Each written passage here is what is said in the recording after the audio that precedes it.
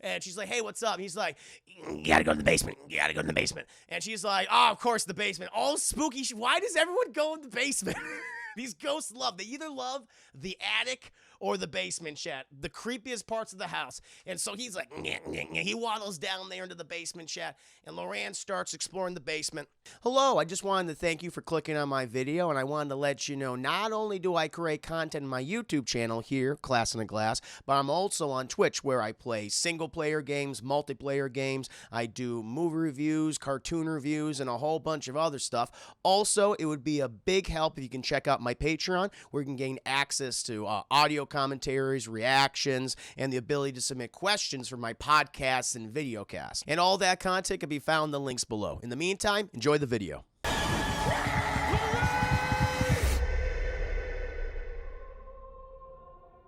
That's a very long spiel, but chat, we got to go ahead and get to this review, chat, for The Conjuring Part 2, the Enfield case. It was called the Enfield case, and I was just like, okay, because this one doesn't have a subtitle.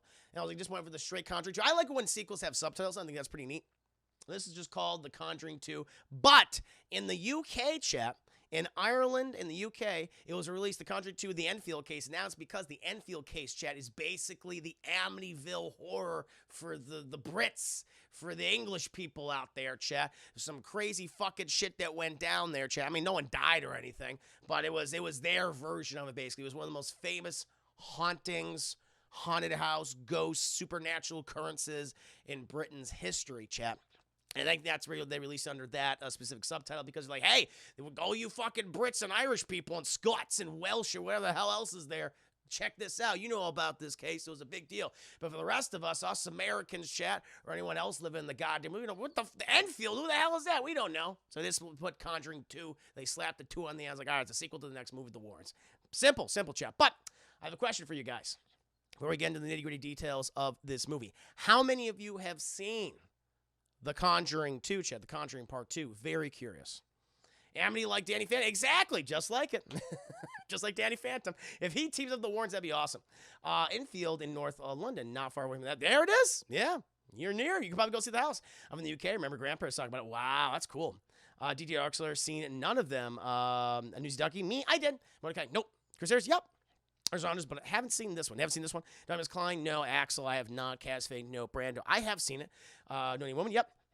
Judas, never. For a Maiden, nope, never saw it. Survey Babies, I have. Here's who never seen it. This is good. We got a good variety here, chat. Good balance of people who have seen it and who have not seen it. I like that. Suck on 2. I liked it, but that whole I lied bullshit. Yeah, we'll talk about that.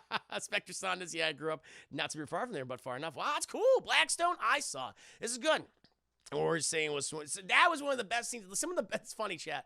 Like some of my favorite scenes, and it's a thing. I think it's the thing for a lot of the Conjuring verse films. Well, at least the mainline ones, the ones at the Warrens, at least the ones that I have seen, is that like the best stuff, in my opinion, outside of like that, the practical effects and things. Like I like that they use a lot of practical effects in these movies. Is the chemistry between Patrick Wilson, Vera Farmiga as Ed and Lorraine Warren, who played them respectively.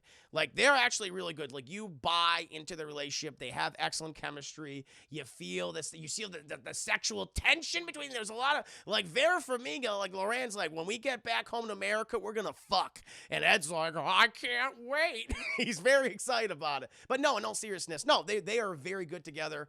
I can see why they like doing all these films, obviously for all the goddamn money they're making from these. I mean, they're doing probably pretty goddamn well, probably making stuff, making numbers on the back end from the box office and everything. But no, they are legitimately some of the best parts of this movie. I think they are the best part of this film. Like their chemistry, like when they're on the scene. That to me is when the movie kind of elevates itself, because for the most part, like it's my biggest criticism of these films, even the first 2 Conjuring films, which are looked upon very positively. Like both the first and second one, they were critical and commercial successes. Conjuring 2, like a little less so. The thing was, it pretty much made about $500,000 more than the original Conjuring. It made $320 million. 320 like 0.5 or excuse me 320, and the original Conjuring made like 319.5 million. And so but this one had like an increased budget. This was like 40 million. The other one was like much less than that. But so the same audiences are still seeing these movies. So there is a fucking fan base that are passionate about this and these two characters, and they're the best thing that works about it. But at the end of the day, the thing that just kind of makes me kind of ambivalent towards a lot of these films is that it just, again, they indulge in all of these haunted house ghost tropes that you've seen for decades. It's doing the same stuff. But the thing that I think just separates a lot of those films from these two, at the very least, is the chemistry of Patrick Wilson, Vera Farmiga. Like, they are two, like so often you see all these haunted house films, you don't like any of the characters. You do like them. And I'm not bringing in the real life people of the Warrens because they were con artists and all that. Like, we're not talking about, I'm just saying, like, these two individuals, like, these actors, they do a great job. And I think they elevate at least the more dramatic aspects of the material. And that's what works about them so well. At least that's kind of what I typically like to take away from them. Yeah, they're both great as husband and wife. Exactly. Be as concise, be truncated as possible. Some maybe said they're both great as husband and wife. There's no doubt about it. You feel the love radiating off of them, chap. But for the most part, like in the original Conjuring, you're just with this other family, and it's just kind of repeating the same stuff that the first one did. It's the same scenarios. It's, doors are opening when they shouldn't, when no one's there. Rocking chairs. Jeez, what I tell you, chat, why do all these ghost movies have rocking chairs? Like, that, they should get top billing in all these Conjuring verse films, chat. Like, this rocking chair is good. It's got, like, it's all fucking, like, leather, like brown leather. It's all crusted and, like, gross and shit. Many an ass has polished this particular brown leather chair in this movie, and it's always creaking back and forth and shit, and that thing should get all the money in the world. And it's doing the same stuff before, like a lot of bed sheets, and there's something underneath the fucking bed sheet. It's a ghost, or it's a crooked man, or it's some creepy old guy, It's pretty much the same thing you've seen before. It's creepy stuff in the water that pops up and grabs you. It's all stuff you've seen before, chat. And so that's kind of where I'm like, okay, like, I saw this, like, I watched this movie again. I did a commentary and video and audio commentary for it, so I'll be posted. Probably tomorrow morning, like all these other past ones I've been doing this week. The thing is, though, it's just unlike the first Conjuring film, where I actually jumped a couple times. There were a couple good scares. Like, this one doesn't really have any to me. You could tell that the budget's increased because the CGI is much. That's one thing I will, on the technical side, is the CGI in the first Conjuring to me was not that good. It really stood out. The Conjuring, this one is the CGI in this Conjuring sequel is a lot better. And James Wan, who directed this one, he also directed the first one. He knew that. I imagine he was like, okay, some of the CGI just did not work in that first film, but he changed his color palette. And I always associate this movie like it's a blue and gray color palette because they're also in the UK and stuff. But no, literally, he puts a Zack Snyder blue and gray filter, but it works. Makes the house just feel so oppressive and cold and wet and moist. And you feel that, like, again, the aesthetic, the set design, the production, the costumes, they're all really, really good. It's just the fact that it's indulging all the tropes you've seen 1,000 times. It's kind of like, yeah, it's just kind of dull. And the other mistake I think he makes is what I really appreciate about the first Conjuring is it's short. It's about an hour 40 minutes really, like of total screen time. You have the end credits, maybe that increases like an hour 45, but it's an hour and 40 minutes of actual footage, and I like that. Like, I didn't think there was a moment where it's like, okay, let's fucking pick this up. Let's go. This one is people said in the chat, it's very indulgent. It takes its time, and there's some stuff that you can just cut off and remove. Like, they do kind of the same scares multiple times. It's like, okay, I mean, you could cut this out, and I think the movie would be even better for it. Like, had they just adhered to that hour and 40 again, I think would be pretty good. But they don't. We spent a lot more time with this very British family, chat. Oh, I forgot. So there's one thing. So most of the CGI is great. But for whatever reason, James Wan has CGI'd really bad fucking crooked yellow teeth into all of the British characters, especially the little girl. Like, the little girl, Janet, she's like kind of the one who's getting fucked with by the ghosts and stuff, or the demon. But for whatever reason, it's very odd. He has CGI'd like these teeth into her mouth, and it's very apparent at the end of the movie, because I'm looking at her teeth, I'm like, those aren't her real teeth. Like, they're like, and it's like, nah, there's some like weird clipping thing going on. Those teeth were CG. There's no way that those were her real chompers. No way. And it was very, it was very apparent. Oh, did we get rated? Oh, did we get ready? Oh, no, think of it. Nabahe, Nabahe, welcome to stream. Good to see you. Good. Prince Nabahe, always an absolute pleasure to have you here, man. It's been a hot minute in my middle of my review for The Conjuring 2, talking about CGI children teeth. Now, I get it. In the UK, it's a stereotype. I'm sorry. They're indulging. James Wan, listen. James Wan's indulging in the stereotype that British people have really bad teeth. But did you really have to give her these giant yellow crooked chompers? It's like, Jesus. That actress doesn't have those teeth in real life. Yeah, those are CGI teeth they put in her mouth. And it's very apparent. You notice it. Watch the end of the movie when she's talking to, because no one dies. Watch the end of the movie where Ed and Lorraine are talking to her in the ambulance, and it's like, oh my God, because it's in broad daylight. It's well, the equivalent of broad daylight in the UK, which is a cloudy day, very cloudy day. But you'll notice it's like, just like those aren't real. I noticed it there. Like, it masks it when she's in the dark. She's inside the house for most of the film, and it's very dark, and it's, you have the blue, gray color palette for the most part. But when they go outside, it's like, those aren't real. So I just noticed that. So most of the CGI is good, except for those fucking chompers they put in that poor little girl. The other thing I'll say too is the actress who plays Jen, like, no one's giving a bad performance. Like, no one's giving a bad performance. Maybe the material they're given to do is not like interesting all the time, because they're repeating a lot of the same stuff you've seen before. But the little girl who plays Janet, I thought she was pretty good.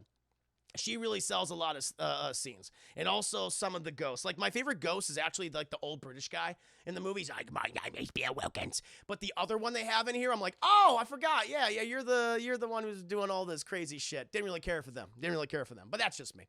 But overall, chat, like, is it a better, I'll tell you right now, is this a better movie than the first Conjuring? I don't think so. It does certain things a little bit better, but I would rather watch the first one again than this one. If it just had been not as long, then maybe, but it's too long, and that's the biggest problem. But chat, we are starting off with the biggest horror case, supernatural case in the history of the United States, chat. The Amityville Horror.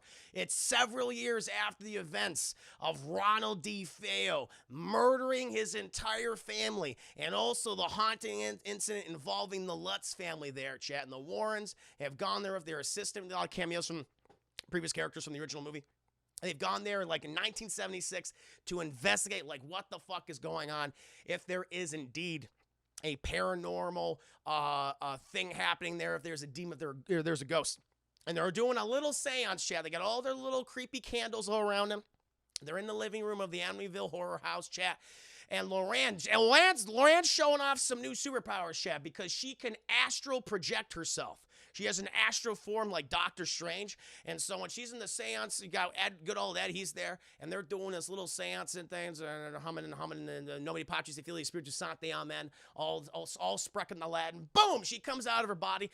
And Lorraine's just like, all right, you stay here, human corporeal meatbag, Lorraine. I'm going to look around the house. And so Vera Farmiga, she's just stomping around looking at things. And she's like, yeah, this house is bad. There's something stinking. There's just something rotten in it.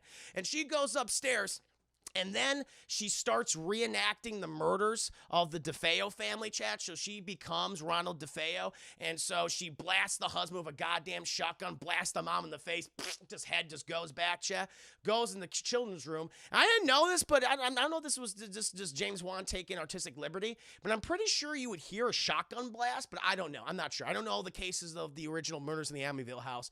But then she opens the door. And the kids are sleeping, and blasts them in their beds. And she continues walking, and then he goes to like the last room. I think it's like the daughter's room, and just boom, blasts her. And she kind of comes out of it. She kind of comes out of the the sequence when she was like reenacting DeFeo. And then she notices at the corner of the stairs, chat, like right across the hallway, and she notices this fat little chubby kid with these white eyes just going, "I have something to show you. I got something to show you." And she's like, okay. And he kind of waddles down. He's like, oh. He like waddles down the stairs. And she continues to follow him. And then she loses track of him. And he's kind of like standing in the hallway like, oh. And she's like, hey, what's up? And he's like, you gotta go to the basement. And she's like, oh, of course, the basement. All spooky. Why does everyone go in the basement? These ghosts they either love the attic or the basement, chat. The creepiest parts of the house. And so he's like, he waddles down there into the basement, chat. And Lorraine starts exploring the basement. And she's looking, and it's very fucking creepy. It's like all covered in cobwebs, bunch of like white linen sheets everywhere. It looks like someone's standing under them. Like it's like, oh shit, this doesn't look good. And then she sees this fucking mirror, and it's like, creepy mirror. That's what you do. She looks in it, and then there's this nun standing behind her. The nun's like, she's like, what? She turns around, and the nun's not there, and she turns back in front, and it's, and the nun's there, and it spooks her, and she falls on her butt. And she's like, ow, my butt. And then she like watches as like the nun comes behind this pillar. It's like the nun, Chad. It's the nun from the Nun. And it's like, oh shit, I forgot this is the movie that she shows up in. It's kind of her movie, actually. Before she gets her own spin-off film in her name.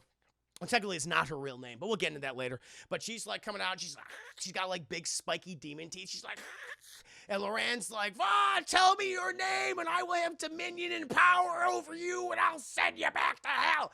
And the nun's like, meow. And then she like disappears, and then she sees, then she disappears.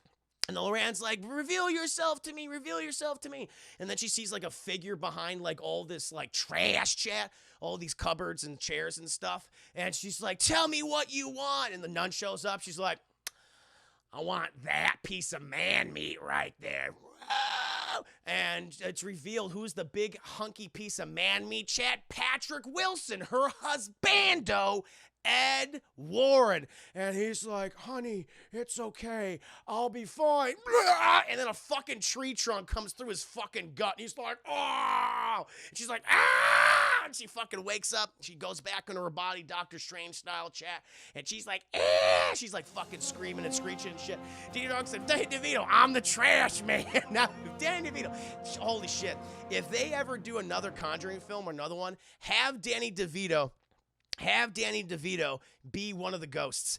That would be amazing. Just the cast of Always Sunny in Philadelphia. That would make more sense to me than just fucking with the family the whole time because they're always pulling pranks. We need Danny DeVito to be the next ghost in The Conjuring 4. If are they doing a fourth one? I don't even know. He could be the Crooked Man. He could be like a little, I know the Crooked Man's supposed to be skinny, but it's a guy who gives a shit. Have Danny DeVito do the mocap and do the voice of the Crooked Man. They should do that shit. That would be absolutely hilarious. We gotta figure out a way to get the Warrens to Philly, though. Oh, yeah, let's do it. Let's fucking do it. Now they'll get there. They're traveling all across the East Coast. They'll get to Pennsylvania in a bit. But I just love it because as soon as she comes out of her like little astral projection form, she's like, whoa! And that's trying to calm her down. And we have the opening text of like the Amityville case was one of the most horrifying cases in all of American history, etc., etc. But there is one that rivaled it, the Enfield case, and how the Warrens involved themselves. You will see this right now, based on a true story, The Conjuring 2. It's like, oh shit. Then we cut, and we're in jolly old England, we are. We're in England, chat. We're in London in the 1970s. By the way, all the aesthetic of the movie, the set design, they expand it because you notice in the original film, and it's fine, I don't mind at all. Like they're not doing like a lot of shots of like towns and things and like city blocks and stuff. So you could tell the budget was upped because they show you like rows of houses and streets and entire school and pubs, and like this has a lot more locations, and a lot more locations means a bigger budget. Because doing period pieces, you would think like, oh, period piece, it's like it's cheap, it's like oldie times. No, the period pieces are very expensive to make. And you could tell they upped the budget for this. A lot of the money I could tell was okay, well, you spend it here. There's no doubt about that. But we're in a primary school, Chad, as they say in England, a primary school. And we have all of these little children. They're all running around. But we focus on these two girls, Chad. One's name is Primrose or Prim Pram or whatever, some British name. And the other one is Janet. And Prim Pram, she's just smoking on a cigarette, Chad. I mean, you can just, her teeth are all yellow and green. She's like, would you like a puff? And now they have a nickname for cigarettes in the UK, Chad. This is not a slur. This is what they say. She's like, would you like a fucking puff of my fag? And they call it a fag in the UK. And Janet's like, well, Mom's never said to smoke any of those cigarettes. She's like, well, just fucking hold it for me. I'm going to get myself a fresh one. And the cigarette's not real. It's cool to see like an 11-year-old girl smoking a cigarette in the movie. But I noticed when they hold the cigarette, it's one of those like really super fake cigarettes and the smoke was CGI. I was like, oh, okay. Yeah, it tried to trick me though. But I was like, whoa, you got these fucking kids to smoke cigarettes, James Wan? I didn't know you could do that, but it's not. It's CGI smoke, and it's one of those like what you do is you blow into the cigarette like that, and it lights up the end. I've seen these before. And so she's holding it, and Prim Pram is getting like another cigarette out. But then the teacher comes down. She's like, "Oi! Oi!" And she's like, "Oh!" And like, "What are you two doing? You can't be smoking those cigarettes. I'm going to call your parents. I'm going to call your mums, Prim Pram and Janet." And they're like, "We're sorry, Mrs. Applebottom." And she's like, "Give me that cigarette, you got that." And she takes the cigarette, and Prim Pram and Janet, they go into school. And fucking Mrs. Applebottom, she's like, "Ooh, I should got sick there." So she just starts smoking the cigarette, which I thought was a good scene. That was funny. "Ooh, they be looking at that telly, there you are." Yeah, flea market fake cigarettes. Exactly. And so after that, we see the entire, I think the family's called, they're called the Hodgson family. They're called the Hodgsons. And it's very similar to the parents from Conjuring, which it's a big fucking family. They are basically destitute. They put all their money in this one place. The mom, there's not even a dad in this scenario. He fucking left shit. He got the neighbor pregnant with twins, and he ran off, which we find out later on in the film. And so it's just the mom taking care of 2 girls and 2 boys, and she is just out of her, she's just, she's at her wit's end at this point. She's stressed out. And the house she lives in, holy fucking shit, this place is a shithole. Like, I'm like, oh my, the asbestos, the mold, like the obvious mold on the walls. And it also doesn't help, Chad. Like, I'll give the parents this. They weren't fucking smoking cigarettes, but you can tell this is a smoker's house because in the wallpaper, just all the carcinogens inside the wall. Like, if you were to run your finger across it, you would get all the cigarette soot on your finger. It's like, Jesus Christ, this is a fucking health hazard, Chad. And we only seen the kitchen, so here's where they eat. You haven't seen some of the other areas. Thank you, Dark Side of the 5 Biddies. Is this the Conjuring or Between? It's both. Well, one of the characters in this movie is named Bill Sykes, which is the name of the villain in Oliver Twist. So, yeah. That's what is known as the Dick Van Dyke Mary Poppins J.H. Thank you for the 5 Biddy streams. Yeah, I know. My British accent might be, hey, listen, they're doing a stereotypical Cockney accent. They talk like they do. I think it's hilarious. Evelyn was here, right? It's the mold. That would have been amazing. Just and scroll out in mold. Evelyn was here. Love that. But the mom, she's talking on the phone. She's smoking like 4 cigarettes at once. Like, she needs that nicotine, Chad. It's her one joy in life. It's not her children, Chad. It's her cigarettes. And she's smoking everything in the kitchen. Oh my God. Like, it just feels, and again, James Wan was smart. He uses a gray blue color palette for all the scenes in the UK, and it works. It really does. You feel just oppressed in this environment. You just feel like, oh my God, I feel miserable here. It feels cold. It feels damp. It feels moist. You can literally imagine. You can almost hear the fungus and the asbestos growing in power because of this moist, damp environment that it's currently existing in. Like, he nails the setting very, very well. There's no doubt about that. Luke the Boss, thank you for the bidding. I know they are trying to say Miss Warren was a psychic because she had visions, but to be honest, it just makes the case that she was slightly mentally yeah, probably. Probably.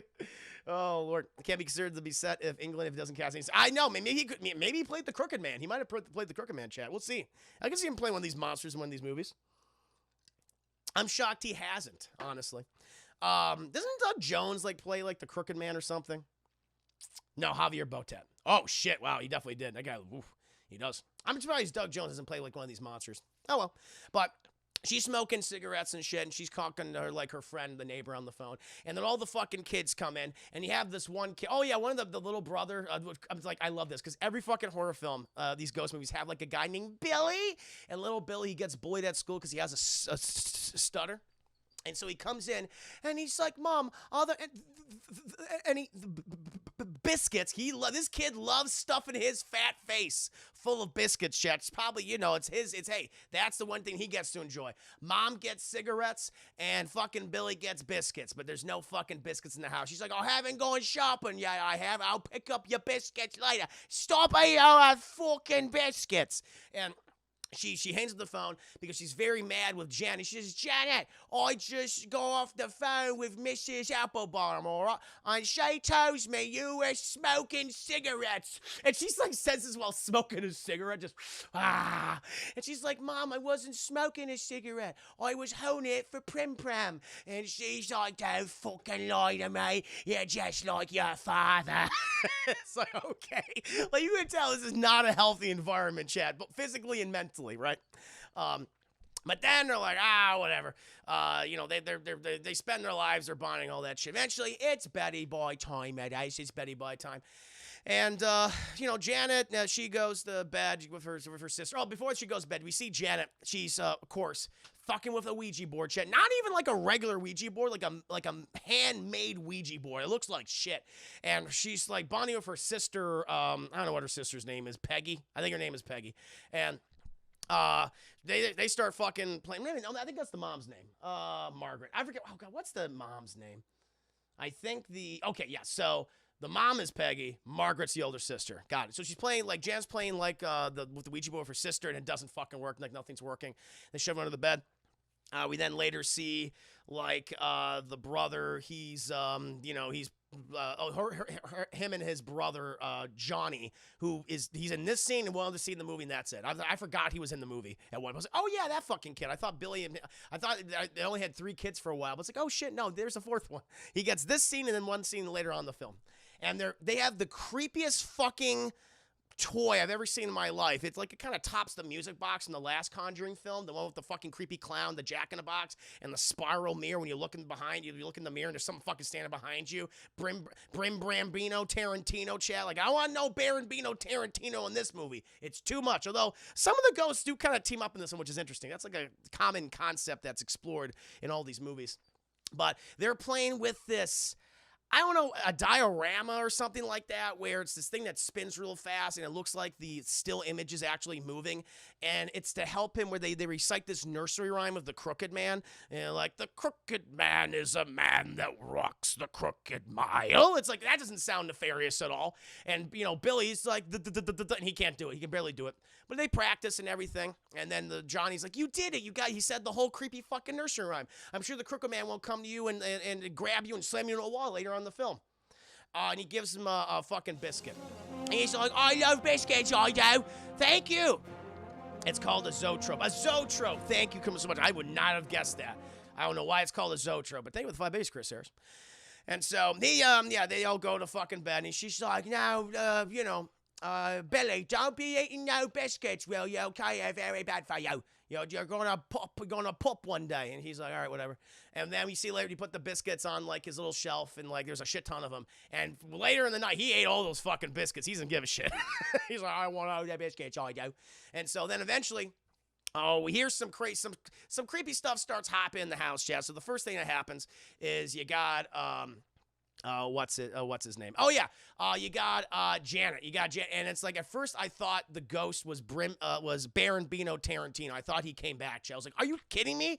Because all of a sudden, Janet's like, and her sheets just suddenly get ripped off her bed, and like her foot gets pulled. She's like, what the fuck? It's like, what the hell was that? She's like, that was weird. Huh? She just like didn't understand it. And so she gets up and she starts like walking around the house, sleepwalking and shit. It's like, that's kind of weird. Eventually, we hear this like loud fucking knocking on the goddamn door, just bah, bah, bah, bah. It's like, huh. All right. Well, that's kind of weird. All right. Fair enough. And Marguerite, the older sister, goes back to sleep. Just like this random fucking knocking. Eventually, Janet, she's still walking around and stuff, and I think she goes downstairs. She gets herself a glass of water or whatever, and she comes up. And apparently, chat, you lose your peripheral vision at night, because even though it's lit pretty well, she passes by this creepy fucking rocking chair that's always always fucking rocking, and like no one's like, it just does that. And it's in front of like the moldiest, most disgusting wall I think I've ever fucking seen. It's like, Jesus Christ, but all right. And we see that there's like some fucking creepy guy like right there. There's like a creepy guy like right there, and it's like, oh, there he is. But she misses him, and she walks up the stairs. But then we hear this bom, bom, bom, this knocking again, and Margaret's like, fuck. She notices Janet's not there, and she gets up. She goes to the door, no one's there. And then she sees fucking Jan just start walking, towards her. She's like, Janet, why are you knocking on the door? She's like, I wasn't knocking. And she's like, all right, whatever. And so they all go to bed. And then it's like the next night, and you have little Billy Chad. He keeps stuffing himself full of biscuits. He's like, I need more biscuits. He's like, oh. And he just waddles downstairs, Chad, and he goes gets himself a glass of water. And the same fucking thing. We see the goddamn creepy old man in the rocking chair just looking at Billy. He's like, you've eaten too many biscuits, Billy. It's like, all right, it's kind of weird. And so he walks up the stairs, but then he stubs his fat fucking foot on this, like, everything in the 60s and 70s was like made out of hard metal on this like little fire engine. She's like, hey, I hate these fines, I do. And he puts, like, he's made himself like a little makeshift teepee in the middle of the hallway, which, why the fuck would you do that? Ghosts are always going to exploit that. And he rolls into the teepee, and he goes back to bed, and he sees the teepee. He's like, oh, it's kind of freaked out by it. But he goes back to bed, and he's like, kind of looking at the teepee, keeps peeking. And all of a sudden, the fucking fire engine just shoots right through the fucking door. He's like, whoa, what is that, guys? And he goes back to the teepee, and he's like looking at it, and it's like, come closer, Billy. And she's like, whoa. He's all freaked out about it. He's like, I don't know what the hell that shit is. And he goes to his mom. He's like, Mom, is something strange going on in here?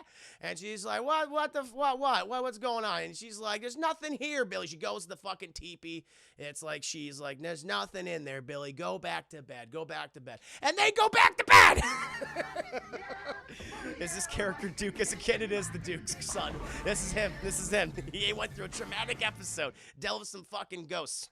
Eventually, it's like the next night or something. And maybe this happened like with multiple nights. Like they're all experiencing something different. But Margaret, she wakes up because she hears Janet like talking to someone in a corner. And except it's not. She's not talking. It's like the voice is coming to her. She's like, leave my family alone. I won't leave them alone. She's like, please don't hurt us. Fuck you, you fucking bitch. And Margaret's like, Janet, what's wrong, Janet? And she goes up to her. And she's like, Janet, are you okay? And she's like, it's okay, just sit down. Just sit down.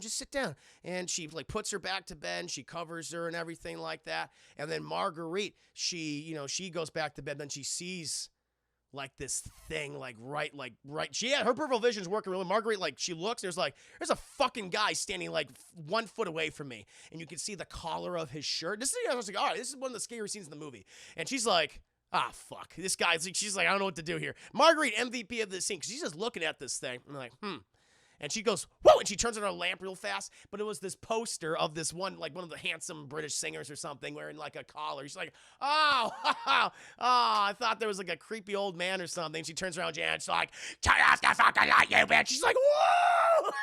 And she fucking freaks out. And she's like, oh my God. And like the mom comes in. She's like, what the fuck is going on? What the hell is going on here? And she's like, Mom, sorry, it's just so sleepwalking. Fucking, Janet will sleepwalk. She called me a fucking bitch. She's like, we don't call people bitches in this household. And so they're like, everyone's got to go back to bed. And so then it's like the next day, like Janet, that's the thing. Then Janet, she waddles back downstairs because the mom, she starts hearing some shit too. And so one night, because the kid's like, I think there's the little Billy. Mom, I think there's someone inside the house, there is. And she's like, Billy, go back to your room. Okay, I'm going to go check it out. And she notices there's someone downstairs in the rocking chair, just and she goes down there. And she sees that it's fucking Janet in the rocking chair.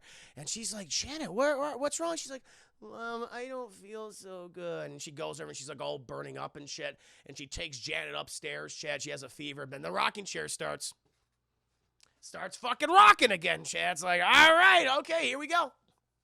Then it's like the next day. Janet, she's staying home. She's watching the telly, she is.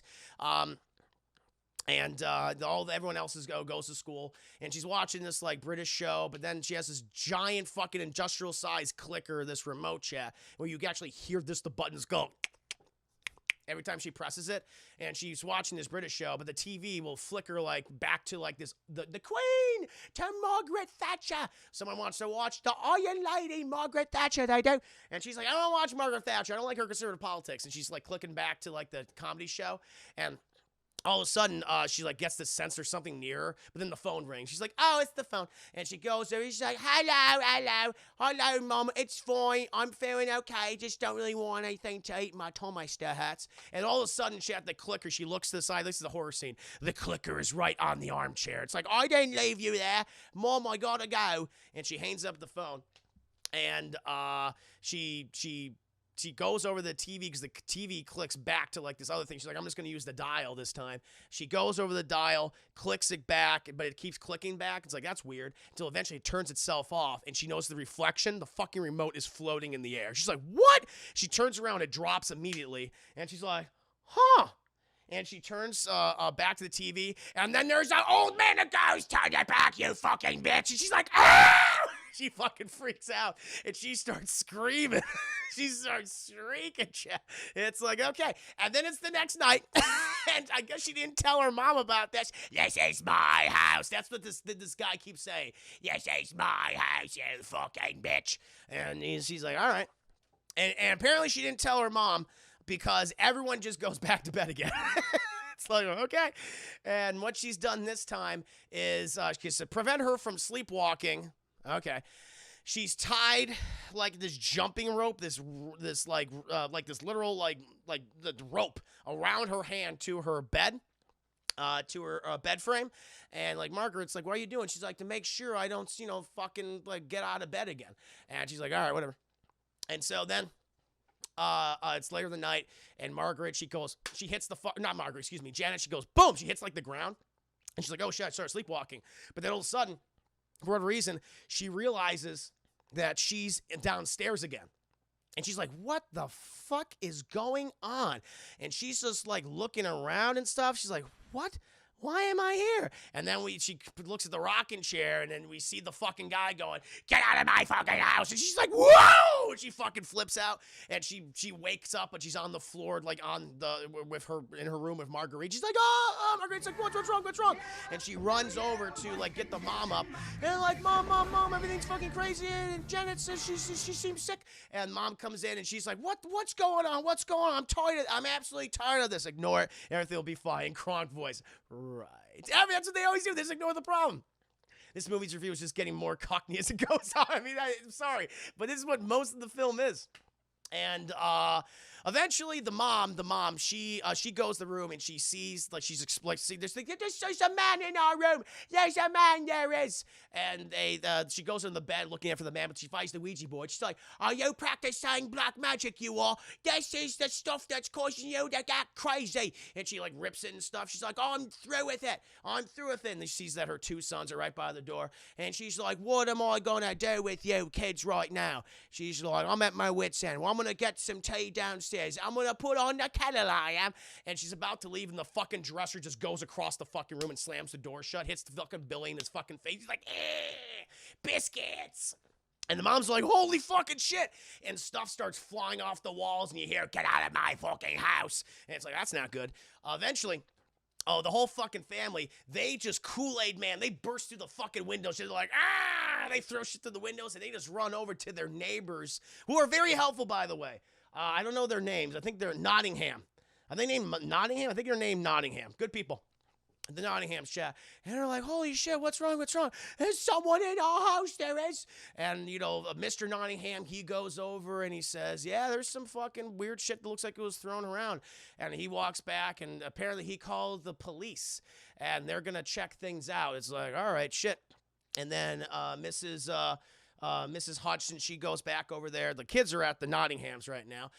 And the police, they start checking everything, and they're looking at stuff. They're like, this is kind of weird. And they're like, oh, man, but so apparently you saw things moving around. She's like, I don't understand. I have no explanation for it. Like, we've been experiencing these things, and it's very odd. And the police, they're like, well, if anyone's in here, please make yourself known. We hear this. Knock, knock. And they're like, what the fuck is that coming from? And they go up to, like, they pull a chair from the kitchen table. It's coming from the wall. They hear this knocking, and they heard this fucking running. It's in the walls, whatever the fuck this is. They're like, what the hell? And they take this chair, and they're like, they put it against the wall, and they stand up there, and they're like feeling it, and they feel the vibrations of like something running through the walls. And it's like, that's weird. And they get off, and they're like, okay, maybe there's a guy. Maybe, no, they say, maybe it's mice. And it's like, do mice how big is this fucking mouse? This family of rats make this loud noise. And then all of a sudden, the fucking chair just starts getting dragged across the floor by itself and positions itself perfectly back on the table. And the police are like, that's fucked up, that is. And they're like, we can't help you. And she's like, what? And the one woman, the police woman, she's like, listen, we can get a priest over here. It's a friend of the family. I'll give you the number. We'll get him over here tomorrow, but that's all we can kind of do for you right now. I'm sorry. And she's like, whoa. Meanwhile, we cut back to the United States of America, all right, where the Warrens are currently living. And little Lorraine Warren, she's woken up, and she wants to have sex with her husband, Patrick Wilson, Chad, who's playing Ed Warren, but he's not there. And she goes into the living room where he sometimes paints. He's painting this thing, and she's like, hey, how you doing? Everything going okay? He's like, sorry, I just woke up really early. I had this bad dream, and I just wanted to, bring it to life. And she looks over, and it's the fucking nun just going, ah. And she's like, oh, it's great. He's like, well, I know I'm no Picasso or anything. She's like, yeah. It's like, she goes in the kitchen. It's like, it's the creepiest fucking thing imaginable. It's like, oh my God. But she goes in there. He follows her. He's like, hey, what's wrong? She's like, listen, I really don't want to do any more cases right now. I'm happy doing the lectures and stuff like that. Also, they do a TV interview too. So at one point in the movie, they go do a TV interview with like a scientist, like a skeptic, and he basically says, yeah, these two are fucking con artists. Don't listen to them. And Ed's like, we're not con artists, blah, blah, blah, blah, and all that shit. And Ed's like really pissed off about it. He's like, I want people to believe in demonology and the supernatural occurrences of the world. Why don't they believe, Lorraine? She's like, I don't know. And that's kind of their thing. Like, they're trying to prove that they're not con artists, Chet. Putting the Warrens in a very, very positive light. But after that, then the bedtime, she wants to fuck. He's painting creepy pictures of nuns. I don't know, Chase. Maybe this is his way of practicing abstinence. I don't know. But she's like, listen, I'm happy of doing these interviews, happy of doing these lecture tours at these universities to bring in the money, but I really don't want to work these cases anymore. He's like, why? What's wrong? She's like, I just don't want to do it. Okay, I'm just really stressed out. And he's like, all right, we'll take a break. No, that's what we need to do. We'll absolutely do that. No problem. Then it's like a day later, and I don't know, he's doing like a lecture somewhere or something. And apparently, we see their daughter, Judy. She's a little bit older. I think it's the same actress from the original movie. I think it's the original actress. She looks like fucking Wednesday Addams. She looks even more like Wednesday Addams here, chat, than she did before. And they're eating fucking Frosted Flakes. The boxes of the period is of like 1976 box of Frosted Flakes. I think that was pretty cool. Thank you. Do you think they were con artists? I do. Thank you so much for the 5 biscuits. It's the same actress. Yeah, I knew it. It looked like just like Wednesday Addams. I believe they were. Yeah. I mean, I don't believe in the supernatural, or ghosts or all that stuff. So that's why I'm like, I think these guys were con artists. They're very good at it. Gotta give them that. They made it. Hey, that's a living. It's a living. That's just me. A lot of people do believe in. A lot of people believe in the supernatural. So hey, more power to you. I don't know. I just don't believe in it, so that's why I'm kind of thinking, it's like, yeah, I believe in cold reading. I believe in, some things like, they're causing people to see things, but I think it has to deal with like mental illness, or it could be the environment itself causing you to hallucinate, or stresses, or anxiety, or, adolescence. Like, it's all these different things. But yeah, mediums and seances, like, I don't believe in that. That's not me. That's not my thing. I still kind of believe in the word. No, it's fine. No, more power to you. If you guys want to believe, listen, I'm just saying what I believe. You believe what you want to believe. Of course, I always encourage you to. I think it's cool. We can have like a back and forth conversation about it. But Ed, he decided to fucking hang up the nun fucking pictures in his study for whatever reason. And then one day, Lorraine, she's hanging out with her daughter. Lorraine, she's reading her Bible, and little Judy, she's Jude the dude. She's making a boondoggle and shit. But then all of a sudden, Judy, she gets like gets a whiff of some stink, chat. It's that Barabino Tarantino stink. And she's like, huh? And she goes in the hallway and she's like, Mom? And your mom's like, rah. She's like, fell asleep reading the Bible. And she kind of goes out. She's like, hey, what's up, honey? She's like, do you know who that is? And the nun is just standing in the hallway just going, sup? And she just turns, and I'm like, all right, come here. No. Don't fucking go in that. And the nun just goes, rawr, and then just walks down a hallway. And if I was, I'd be like, no, get your ass back here. Don't lead me. But she says, Judy, stay here. I'm going to go investigate. Like fucking Scooby-Doo. It's like, okay. And so they, she walks down the hallway into her husband's office study area, and he has promptly put up the nun portrait he made the other day. And so he's like, ugh. She's looking at us like, why would he do this? But then she notices something's moving. Oh, also we see a portrait that he did of the original Conjuring house with the fucking tree branch and shit and everything where Barabino Tarantino hung herself. But then she sees the nun goes walk behind the portrait, and you see her shadow, and she goes across the wall into her own portrait. And this is kind of, it's again, but the thing is, it's the fact that it goes on for so long. It's I'm not really scared by this. I mean, it's so long. The pacing's off in this movie, and the pacing of the scares is off to me. But she just goes walking, and she walks in her own portrait, and they do this whole shadow effect. Is it the portrait or is it her or whatever? But then her fucking hands come out the sides of the picture, and she just, this is fucking hilarious. She takes it and she goes, rah! And she runs forward with her head sticking out of the picture frame like, rah, I'm gonna eat you. And Lorraine's like, ah! And we cut. And she's back on the couch, and she's stabbing her Bible with this. This is very important, shit. This is very, very important, because she's also she's stabbing the Bible. And she's making these symbols and shit. She goes grr grr and then grr grr, and the Judy's trying to mom, it's okay, wake up. She goes whoa, and she's like whoa. And she goes okay, mom. She's like whoo. We gotta get rid of that creepy fucking picture. Thank you, Name for the day is going to have to catch the rest of the stream on VOD. Hope all you lovely people have a great night. Thank you, Name One, for all of the support. American Duo Blinking Eyes would have been more believable than Raggedy Ann. Yeah. Well, the thing is that with Annabelle, who makes a cameo in the movie, she's like, hey, I'm still in the movie at the very end of the film. Is that, the original doll was a Raggedy Ann doll, and James Wan went, well, we can't use that. It's not scary. And they went in the completely opposite direction. Let's make the creepiest fucking doll imaginable, but it's so creepy that it's no one would ever own this. They would not be able to sell these things. They had to find a middle ground, and they never did that. But she's like, all right, well, this nun bitch is crazy. I don't know what the hell's going on here. And she keeps messing with me. He's freaked out by it. Oh, eventually we cut back to Mario, England, we do, to Enfield. And now, the Enfield case is being investigated by other paranormal investigators. We got this one guy named Mr. Gross, and he's working with this, this reporter and stuff, and they're trying to figure, out this whole situation. Mrs. Hodgson, she just want the press to get involved. But at this point, it's she needs help. People need to believe her. And they're like, we don't know what the hell's going on. Priests have been here. They can't explain anything. Janet's still fucking slamming against the walls and shit. It's odd. It's very, very weird. And so eventually they set up this interview with Margaret, who has seen Janet act weird and all this stuff, along with, Janet, who's been, acting really strange.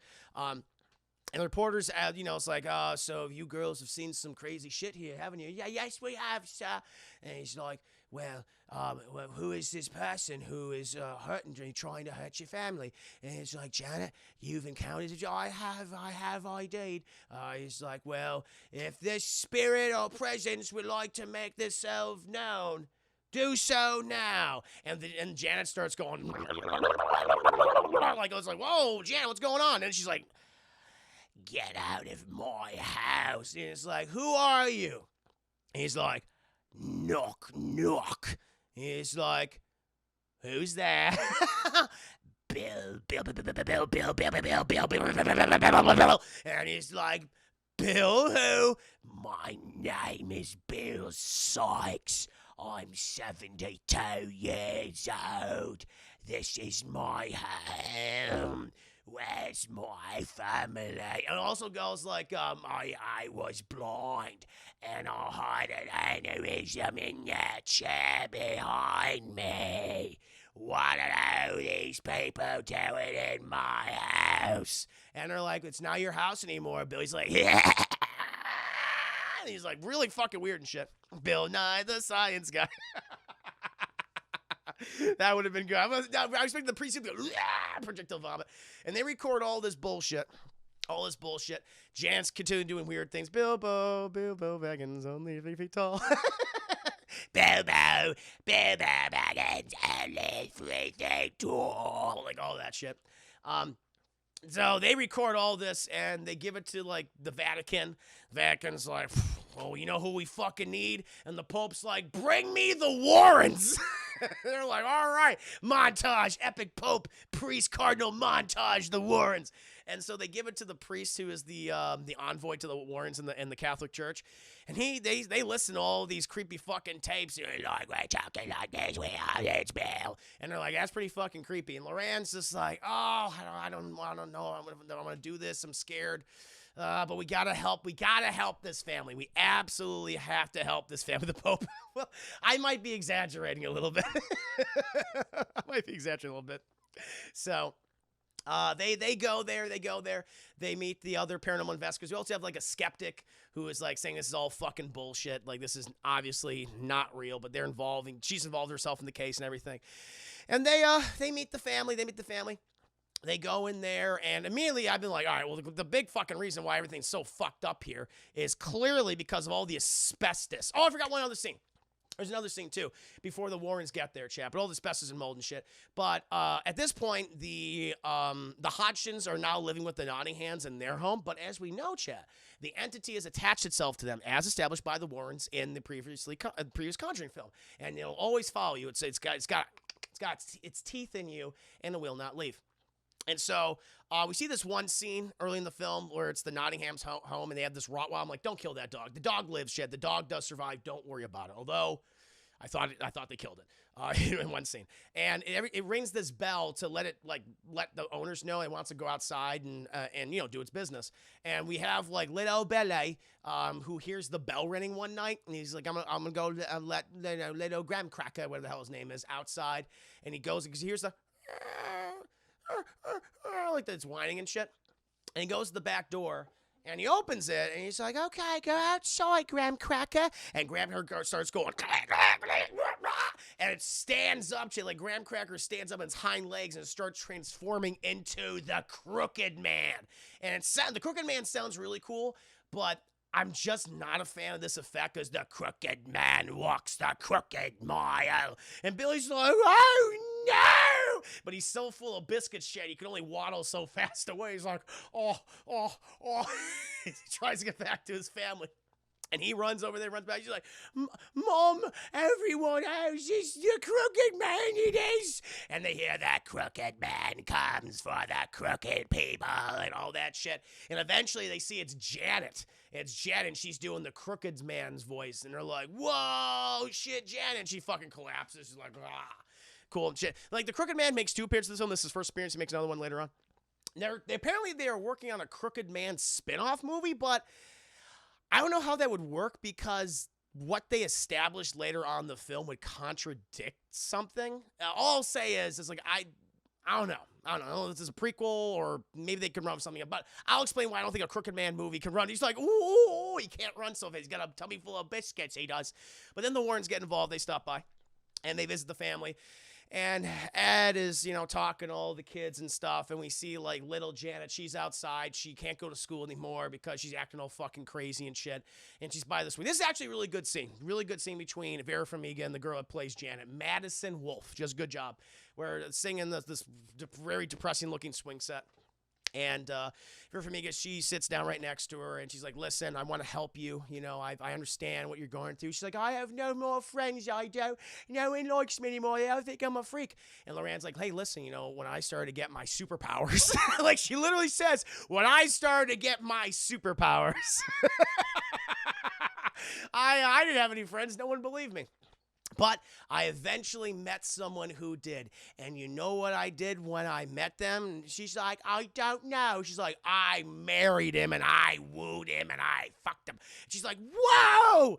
Ed, she was the first one to ever believe her, Chad. And that's what their relationship is based on. And it's like, oh, that's so cute. Again, I like this.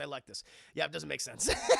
It does not. We'll get to we'll get to the crooked man stuff. And like, I don't know how that works.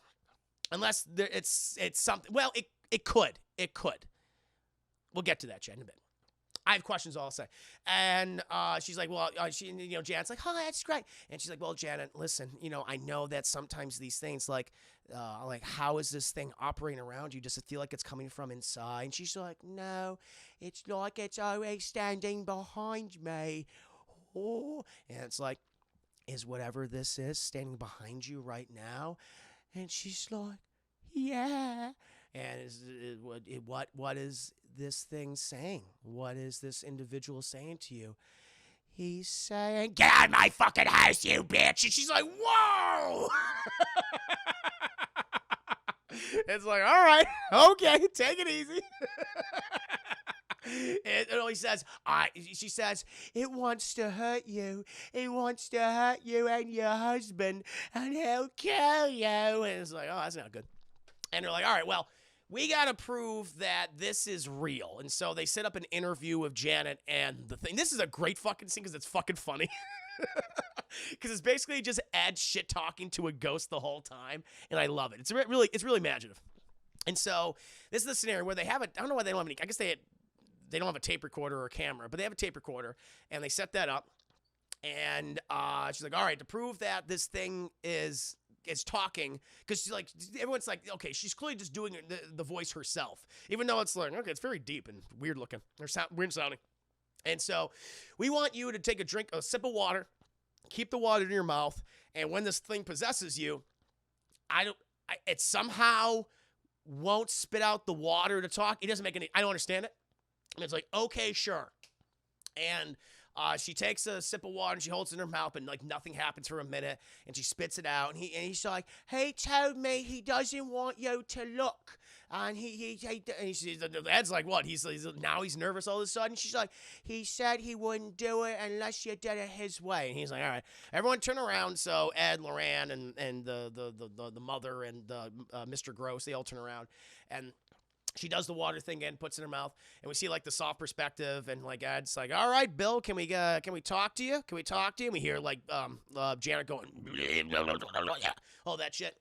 And he's like, this is Bill. And it's like, how you doing, Bill? He's like, I don't like you. He's like, that's fine, Bill. Listen, why you hurting this family? They shouldn't be here. He's like, this is their home. They own it. They bought it. This is my home. It's not your home anymore, Bill, okay? This is their home. And you're hurting this family, and they don't like it. So why don't you just move on? I don't want to. Where's my family? And it's like, I don't know, Bill. Why don't you go find them? Why don't you go find them, buddy? He's like, ugh.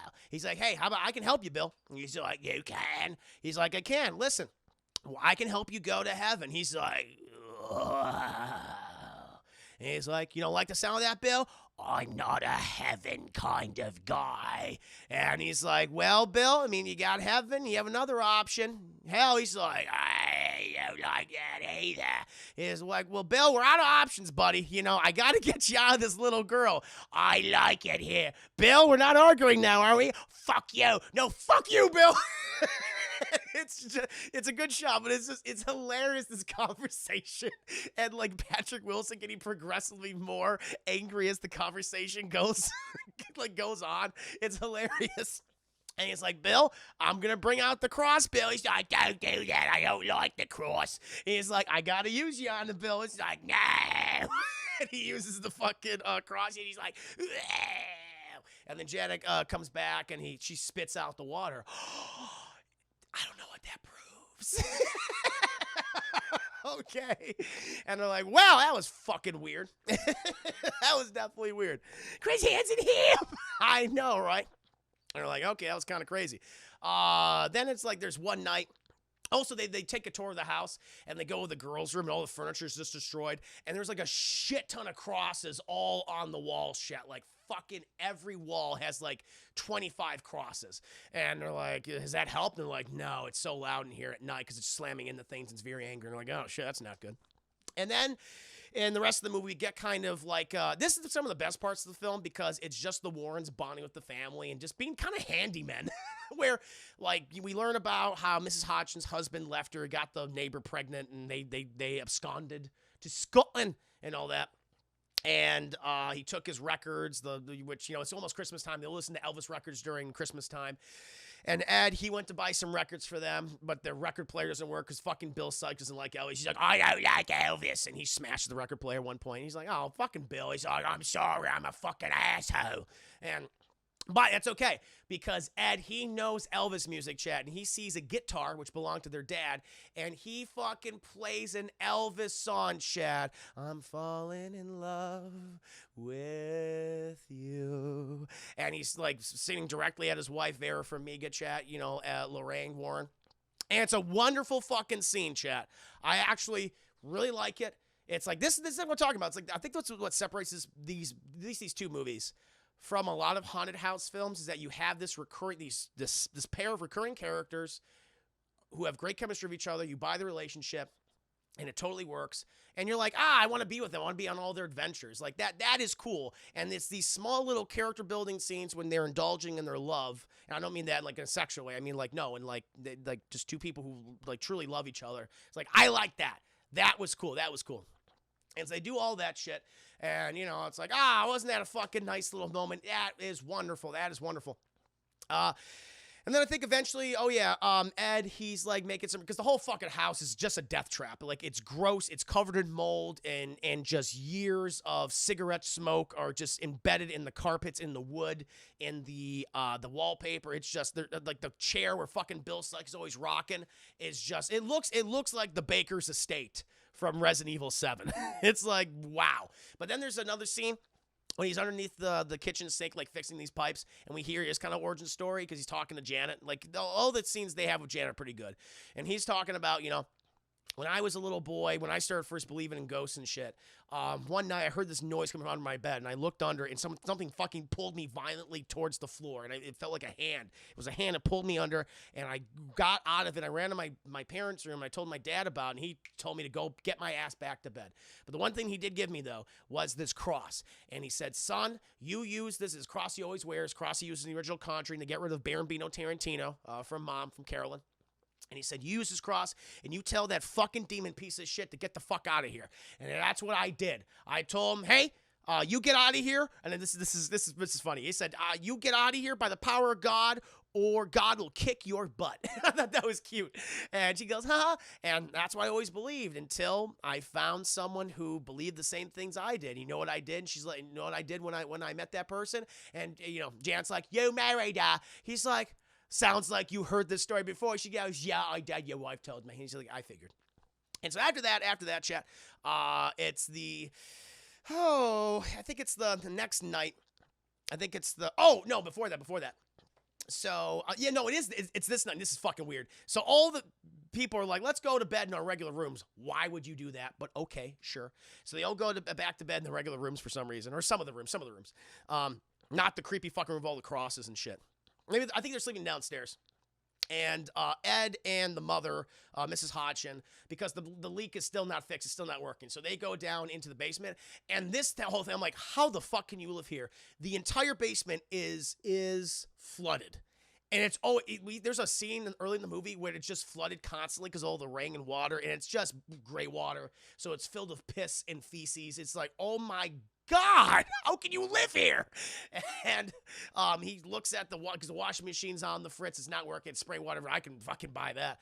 Believe me, I've been doing the same situation. I'm with you, Mrs. Hodgson. We have a similar situation, except for the crazy Cockney ghost who keeps haunting you and the crooked man. But Ed sees the problem. It's just in the middle of the basement in the deepest part of the water. He's like, oh, no problem, I got it. Chris, what is? There's also the scene where the trailer where Jenna ends up on the ceiling. Is that where, are we gotten to, I think this is where this happens, right? I think this is where this happens. Oh, yeah. I think it'll happen a bit. Maybe I'm mixing the scenes up, but we'll get to that scene a bit. Some of these scenes are go back and forth, whatever.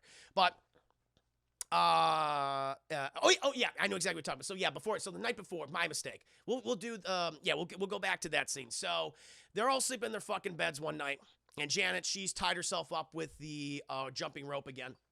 And then she's like, she falls asleep. Then she's like, you do that thing where you think you're falling, you wake up out of your sleep, chat. Well, she wakes up out of her sleep and she's like stuck to the goddamn ceiling like Spider-Man. She's like, and she sees Bill Sykes like in the leather rocking chair, just rocking back and forth, like, and then she flips up. And she gets stuck into the original of all the crosses, and she starts looking as all the crosses start flipping down, like they're, the upside down cross chat, and in the symbol of Satan. And this all happens, each and every single fucking cross. It's a good practical effect, every cross, until we focus on this dark corner. And then fucking Bill Sykes just waddles out, go, I'm gonna fucking choke you, you bitch. And she's like, ew! And then she's like, you hear all the slamming and shit.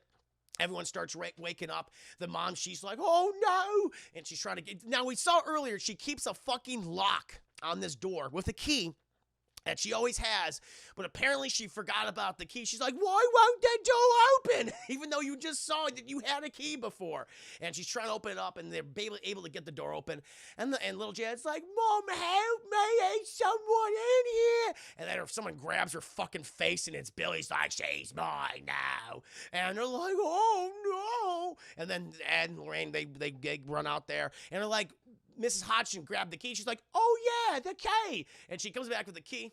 They open the door, and they see that Janet has wrapped the curtain around her neck and face. She's like suffocating. They get her out of there. She's all panicking and shit. It's like, well, that was exciting, wasn't it? Then it's the next day. I think it's like Christmas Day or something. It's like Christmas Eve or something like that.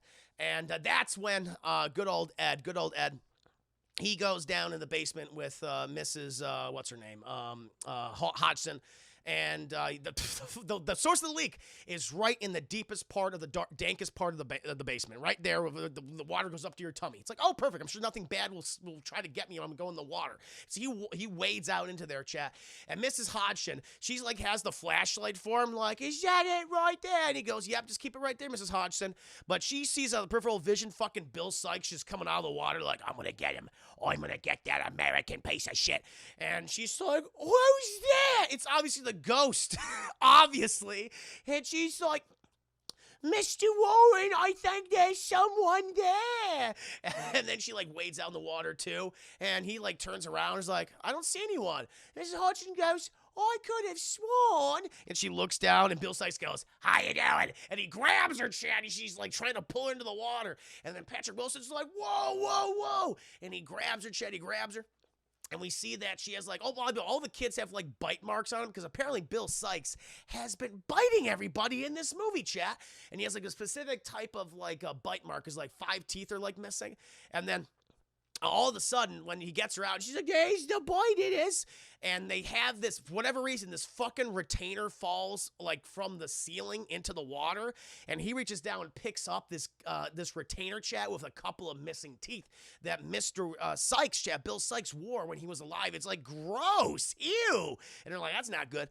Meanwhile, we cut upstairs, Chad. We cut upstairs, and Janet, she's gone to the kitchen. No one, oh no, that's the thing. They hear like something moving around in the kitchen. They don't know what it is. And Johnny's like, I am in the movie. I'm in the movie. And so he's like, they hear some commotion in the kitchen. Johnny's like, I will investigate. And like, Johnny, don't go alone. It's fine, everyone. I am Johnny, everyone's favorite character. And so he goes in the kitchen, and like, there's nothing there. He's like, well, there's nothing here. And all the ghosts go, eee! And they're like, what is it? And they're like, Janet disappeared. And he's like, huh? And he turns his head, and Janet is on the wall like a fucking Spider-Man with a goddamn knife going, ah! He's like, ooh! And she starts a stabbing, Chad. She starts a stabbing. Eventually, everyone starts fucking running up the stairs and stuff. Also, they've set up cameras all around the house to catch any supernatural occurrences, chat. So the skeptics there have all her cameras, and the Warrens are there of their equipment. Everybody has cameras now. You have like, just recording footage and stuff. Eventually, they go into the kitchen, and they find Janet. She's like knocked herself out or what? Oh no, not yet. They don't know where Janet's. She just disappeared. And they go into the the pantry where they open. Johnny's like cowering, but he's fine. He's not hurt. But then they start hearing this,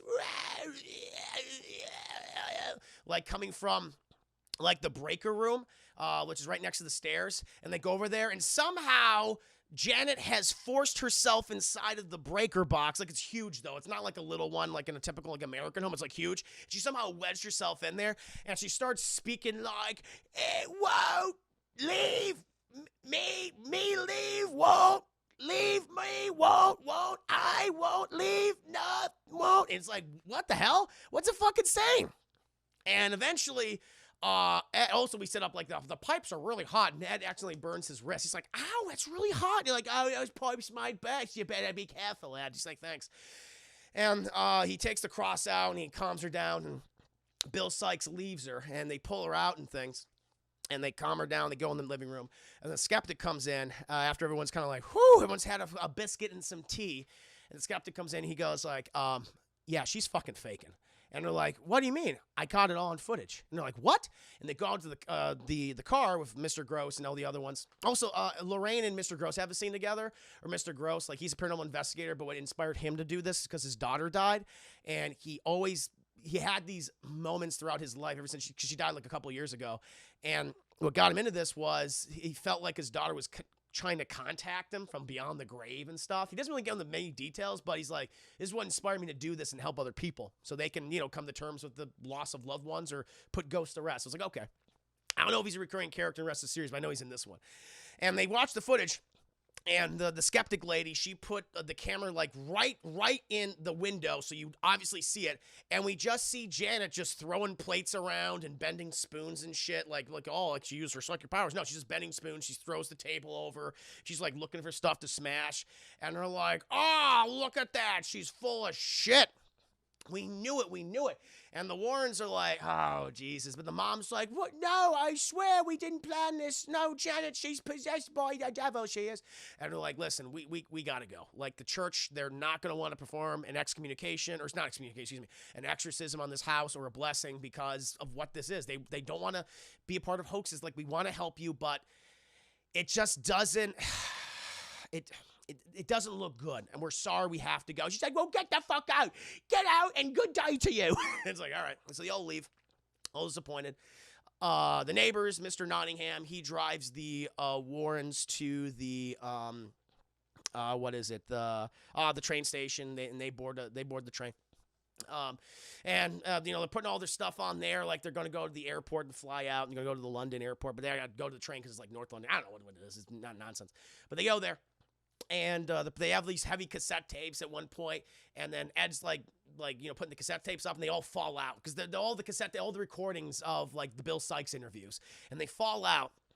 And he notices that some of the tapes get all like tangled, and they form like not a pattern, but like a crisscross. And he's like, "Wait a minute." And he's like, Lorraine, let's get these tapes out." And he put the tapes in there, and they play them, and they play like the stuff that we heard before, where the Bill Sykes like possessed Janet is going, "It won't leave me." What? It's like, it's all mixed up. But he says, if we play it this way, and he rearranges the tape until it crisscrosses, like he takes part of it, takes another part of it, and it forms a sentence. It forms a piece of dialogue, and it's Bill Sykes going, "It won't leave me alone. It's trying to take me and her." And it's like, what? And it's like, wait, what the hell's going on? And then all of a sudden, fucking Lorraine's like, "Whoa, revelation time!" And she gets teleported back to the house, chat, and she sees Bill Sykes, who's kind of like more normal, not weird looking, just sitting in the chair with his little auction. He's blind and shit. And Lorraine walks up to him, and she's like, "What's going on?" He's like, "Listen, there's this crazy fucking nun broad who came into my fucking house, and she's been messing with me the whole time. Like, I didn't mind these people living here. I don't mind. It's my house. I like living here. I think it's nice. And then this nun broad came in, and she said she would drag me off to hell if I didn't help her. And the crooked man bagged me up. Crooked man's like, fuck that bitch." I love it. And Lorraine's like, "Wait, what?" He's like, "Yeah, it's the nun." So it was a secret. Too much plug. Damn, Corey's good. He's good, man. He's good. X marks the spot. Exactly. But I love the revelation that Bill Sykes like, nah, I'm a good guy. I'm a good ghost. And Crooked Man, I mean, he's just kind of, I'm just pissed off that she's using me too. So either, and they're like, holy shit. And the nun shows up. She's like, what the fuck, guys? Come on now. Whoa! And she like kicks Lorraine out of her vision. And Lorraine's like, holy fucking shit. And Ed's like, what the hell happened? She's like, it's the nun. It's that creepy person I met in Amityville. And this is where they set up. This is like, oh, this is interesting. That the nun is the same one who haunted the Amityville house and killed, like, possessed Ronald DeFeo, had killed that family, forced him to kill his family, and also was the one that was haunting the Lutz family when they bought the property. The ghost, the nun, then went over to England and haunted that Enfield apartment, or, condo, whatever you want to call it, and somehow forced the Bill Sykes ghost that was already living there, who was just kind of like chilling. He was just like, I'm not ready to leave, but I'm not going to like torture this family. Convinced him to do this. And also the Crooked Man, who I don't know if is evil or not. He seems kind of like a piece of shit, but it's not, you don't really know. And, or he could just be working with the nun, but I think it's like because they can imply that, because then after this, she says, but it's a facade. And so it's not really them. She's just using them. But then I'm like, okay, but is the Crooked Man like an actual ghost? Or is that just a ghost that, the Crooked Man's just a ghost that the nun is using? Like, she's like, it's like Pokemon. Like, I captured Bill Sykes and I captured the Crooked Man. I want to say that the nun is just a super fucking powerful ghost, and it's using the Bill Sykes ghost and the Crooked Man entity to haunt these people. I think that makes more sense to me at the very least, because that makes more sense for a Crooked Man movie, if you know what I'm saying. Thank you, Mordecai, for the 5 biddies. Fuck the nun. We just wanted to watch Bill Nye and Bob Ross. Yeah, fuck that nun. She ruined our shows. I just loved it. He's like, oh, yeah, it's her. And it's like, she's like, oh, he's like, oh, shit, but we got to go back there. She's like, yes, but I'm so scared. And he's like, why are you scared? He's like, because in the Amityville house, the reason why I want to stop doing these cases is because I saw you die and the nun is responsible for it. And he's like, oh, shit, well, we still got to save this family. She's like, yeah, I know. We then cut back to the house, and Janet is going fucking crazy. She's slamming all the fucking kids in the goddamn walls, and she's like, you're going to fucking die in here. And eventually, the mom comes in, the neighbors come in, they're grabbing the kids, but Janet's still in the house, and she's just tearing apart. Eventually, the Warrens get back there. Oh, that's the thing. They get Mr. Nottingham to pick him up from the train station. You're like, Mr. Nottingham. He's like, oh, shit. And he rides back there, and they ride back to the house. They all get out. And the whole fucking thing just starts like, the whole house starts getting messed up. Like, all these lightning bolts start coming down and shit. And it hits this fucking tree, and it makes like this giant fucking stake in the ground. But they are like, no time to think about that. So they go down, like all the front doors and back doors are blocked because the furniture's been pressed against them. And they have to go through the basement.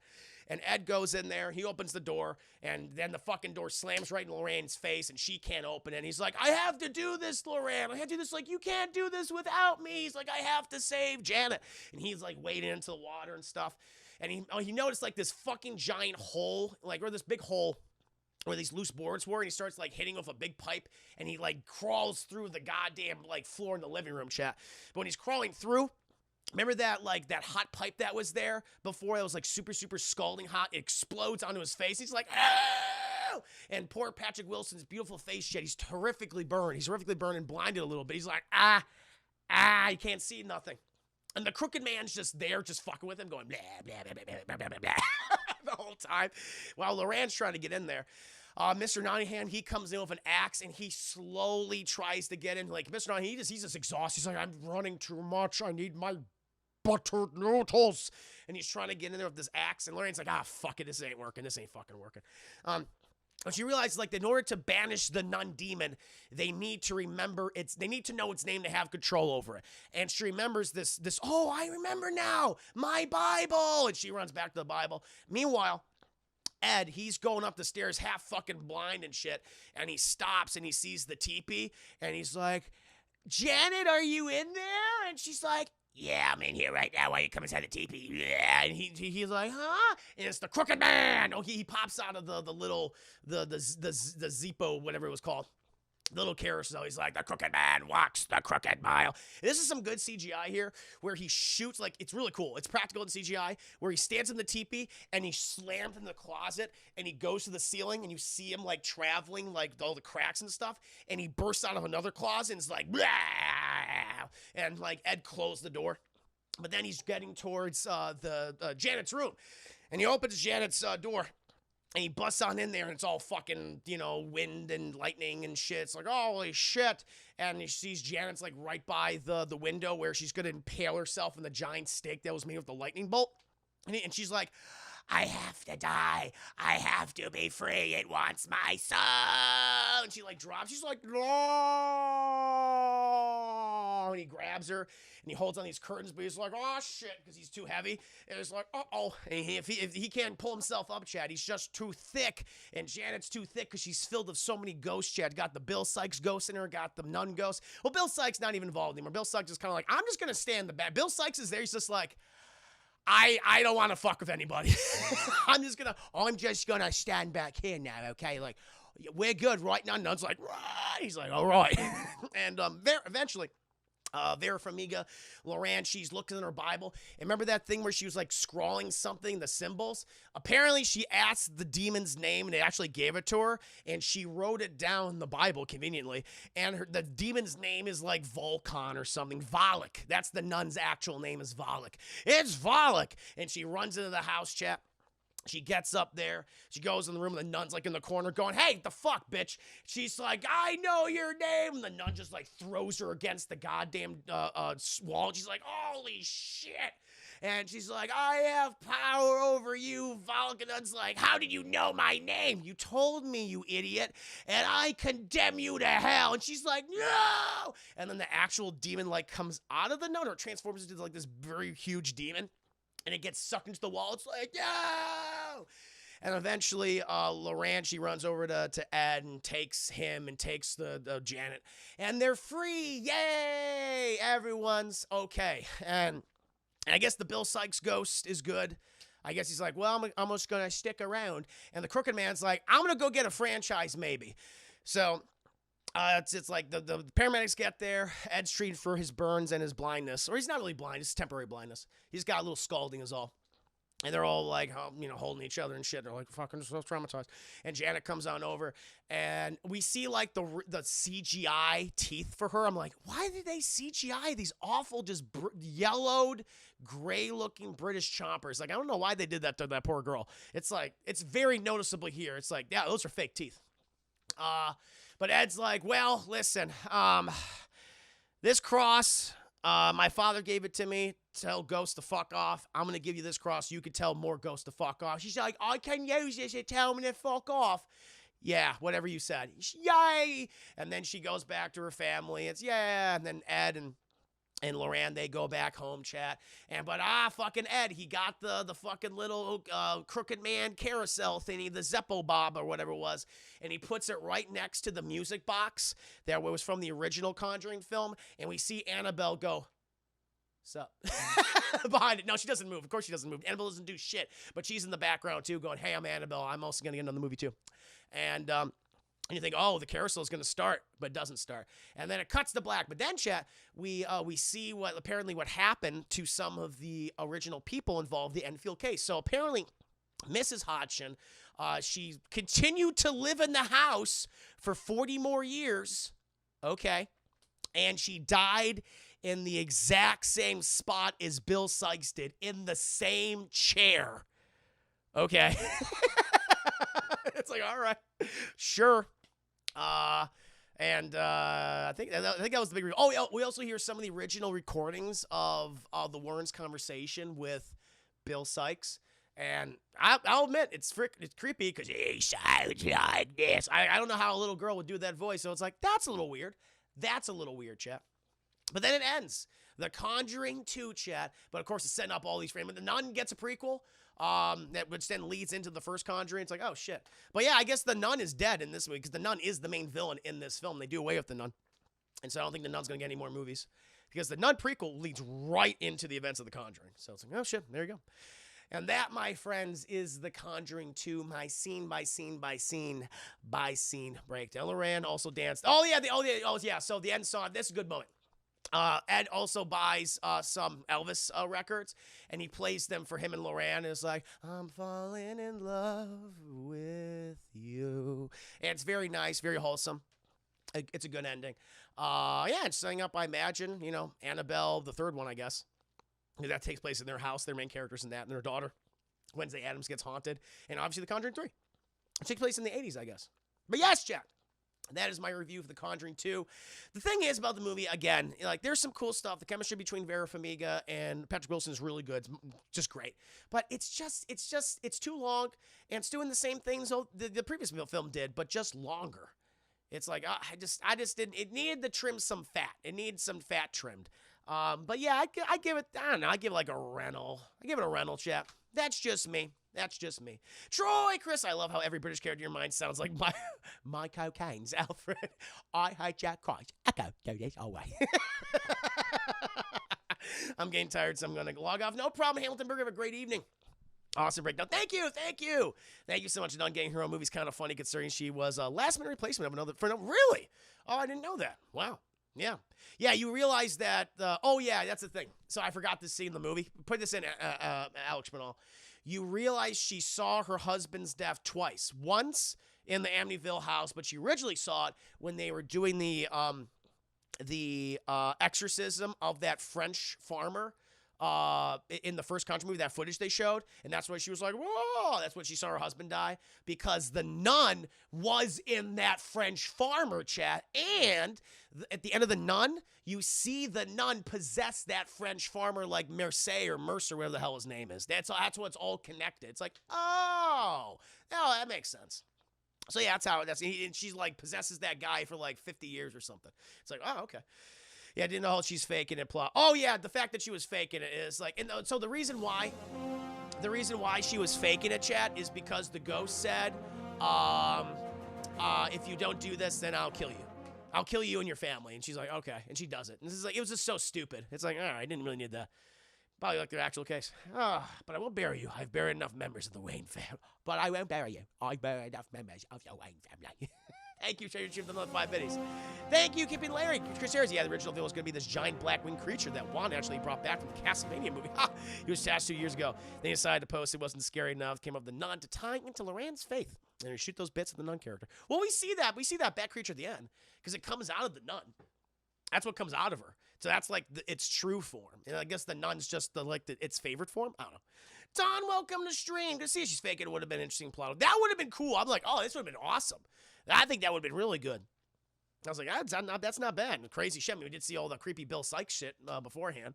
Her on the walls and crawling the walls and talking like this. And all that.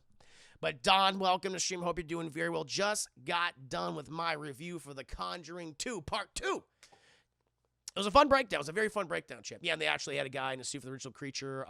Message it to me. I want to look at it. But yeah, you didn't see the CGI. You see the CGI bat monster at the very end. But it's like behind the nun and gets stuck into a wall, and the nun like dissipates. Like all that shit. But yeah, it was a fun review. And then we're gonna be watching The Conjuring Part 3. The Devil Made Me Do It. This Friday, chat. So tune in for that. It'll be a lot of fun. And maybe I'll do the rest of the Conjuring movies someday. I still have to do Annabelle 2 and 3. I gotta do La Llorona. And I guess Conjuring 3, right? That's all of them, right? Is that it? Rating, rental. I give it a rental. Good stuff, good production value, but it's just doing the same things that the first movie did, except longer. So, yeah. Now, let me see this design. Curious. Oh, that's kind of what it looks like. Well, yeah, maybe like a smaller version. Oh, you see the mouth. I see the mouth. Yeah, I get you. Oh, yeah, there it is. Interesting. So we kind of see it briefly at the very end. I like that. I like that design. I think it's cool. Neat. I have a lot of money on Amazon Fresh. Do you need any groceries? If you send me a list, oh, no, Don. I'm totally good, man. No, you go ahead. You go ahead and get the groceries that you need. I'm good, sir. Thank you. Cheers and salute. We'll be doing some grocery shopping probably this week. Still didn't get those hot dogs yet, chat. Want to get those hot dogs? I need biscuits. I know. just like Billy, stuffing his face full of those biscuits. Oh, Lord. But now, my friends, I'm just going to go ahead and refresh my... Will you also be reviewing the third Annabelle with Ed and Lorraine? Yeah. Oh, yeah. Well, someday, I'm going to probably take a break from the Conjuring reviews, but I'll get through all of them. You know, this is fun. It was a really fun review series, chat, these 3 films that I did.